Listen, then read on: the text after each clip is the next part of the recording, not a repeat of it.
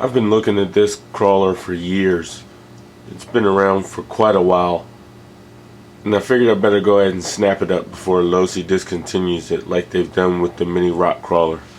So here's the Losi 10 scale night crawler. This is as close as you can get to the Losi comp crawler at this date and time. This can be upgraded to a similar spec as the Losi comp crawler.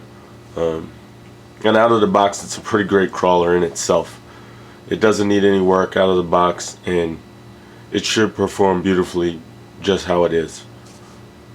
So I'm going to pop this out of the box and show you what's in the box and what comes along with it.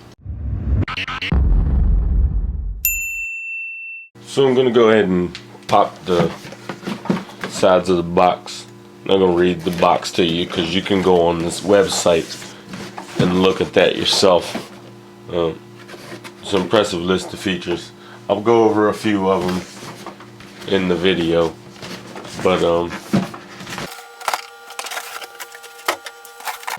so I ordered the white body, and that's what I got. It's a pretty brilliant white. It shines out pretty. It's pretty bright when you pull it out. Pull the top off.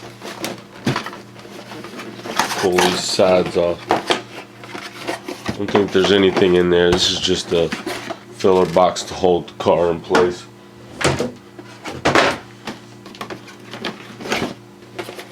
Another empty box on the other side.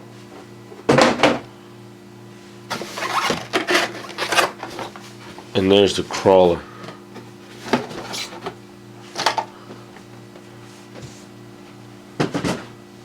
This is just like the mini crawler, of course on a larger scale. It's got nice fun. It's very, very light.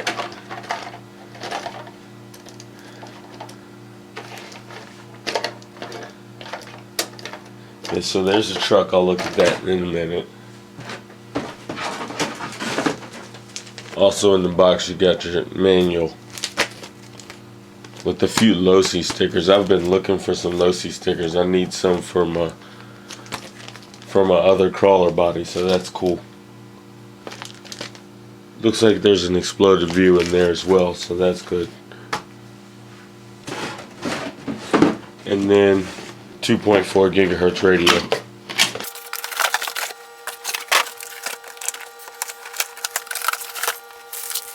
This is the standard Losi radio. I'm not a big fan of this radio. I call it the Star Wars radio because that's what it looks like to me. Some sort of Star Wars connotation. It's a decent radio.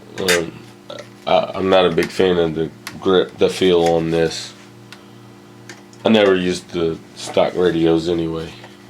So, but hey, it's a free 2.4 gigahertz radio, but I will be using the batteries which they give you for the radio. I guess the battery for the truck is actually in the truck.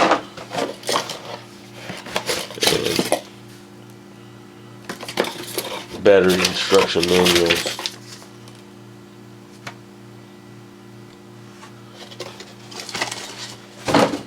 The Spectrum SR300 instruction manual, so that means there's a 3-channel Spectrum receiver in there. Go ahead and pop the top on it. That worm gear won't even let the wheels turn. That's pretty neat. Oh wow.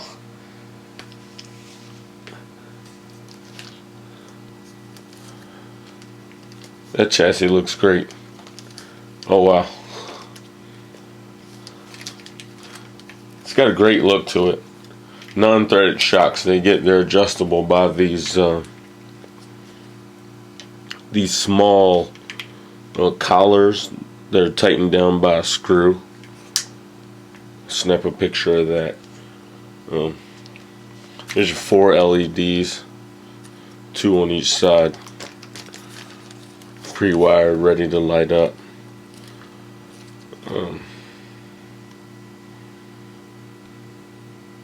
High torque servo, non-waterproof. SR300 3-channel receiver. Large battery tray.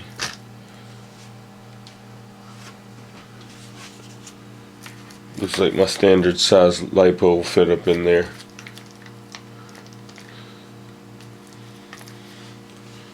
A little top heavy it seems, but I think it'll be alright. So I stopped for a second and actually looked at the thing, got my wits about me, and I'm still just as impressed as I was when I took it out of the box. Just going to point out a few key things that I saw about it. Then I'm going to go drive this thing. But as I told you, it's got a worm gear in there. This thing locked tight, not rolling anywhere.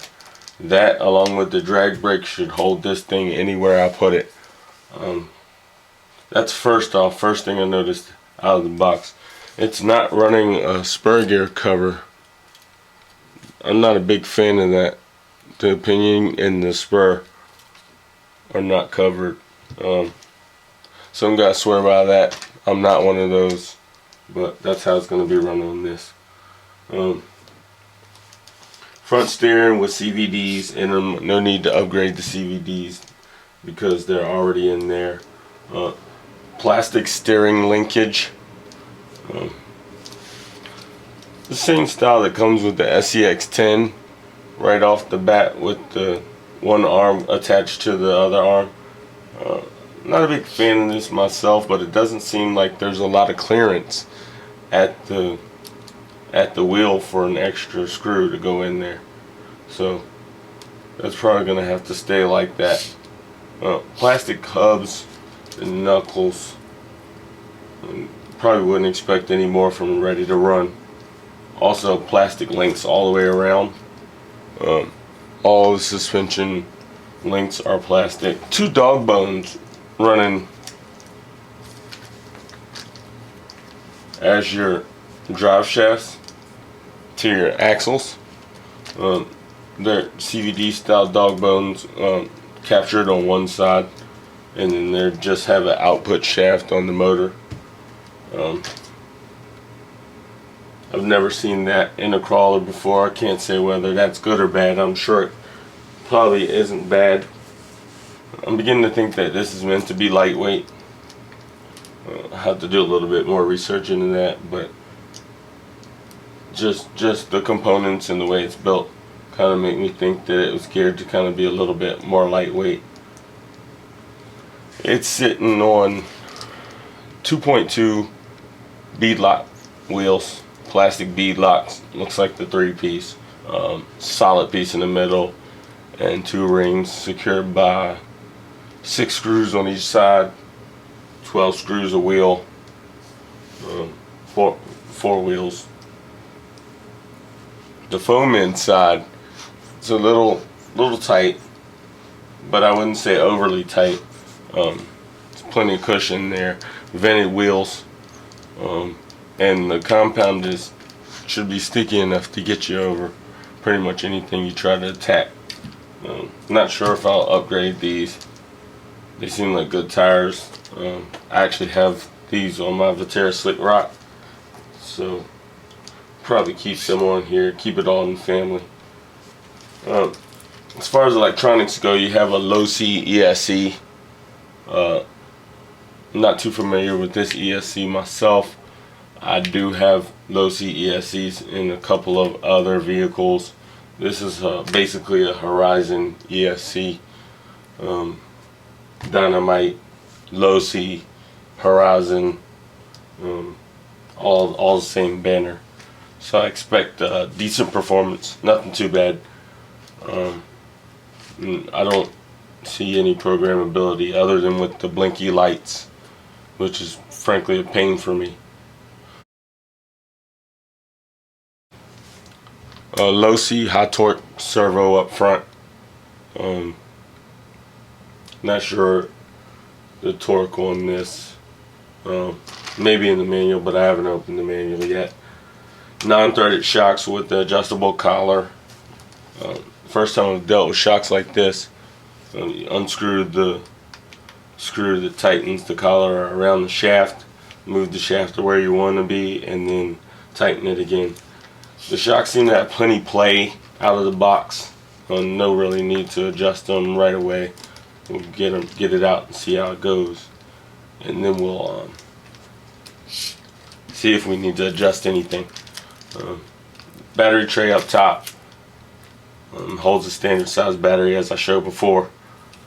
You got the Spectrum SR300 catching the rays. I use this in several trucks. The Spectrum SR series, SR200, SR300, SR201, 301, they all work good. The only Spectrum receiver I've had problems with is the SR3100. That's the telemetry receiver. I've had several, two of them blow up on me. Not blow up, but malfunction and not work anymore. But other than that, I have great luck with Spectrum products, and I expect to have the same with this. Nondescript motor. I'm not sure what it is. I'm going to have to get in the manual to see what kind of motor is going on there. It's probably a high turn, high torque motor. As I said before, it doesn't say anything but caution hot on there, so not sure what's going on there. There's also like some capacitors on there attached to the motor wires, so I'll have to see what's going on there. Motor may get replaced. That's just the nature of the things that I do with these RCs. But as far as replacing electronics, I don't think I will be, other than the motor, and the motor may not be replaced as well. Just see how it goes. So yeah, that's pretty much it right off the bat.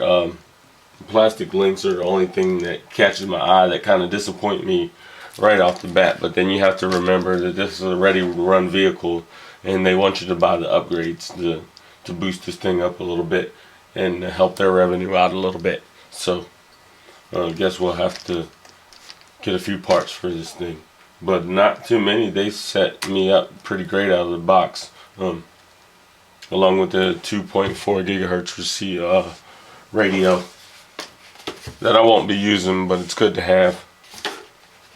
Last time we'll see that. So yeah, that's the Losi Nightcrawler. Get a few shots of it lit up, as I said before. And then I'll get it outside and get it driving and see how it looks.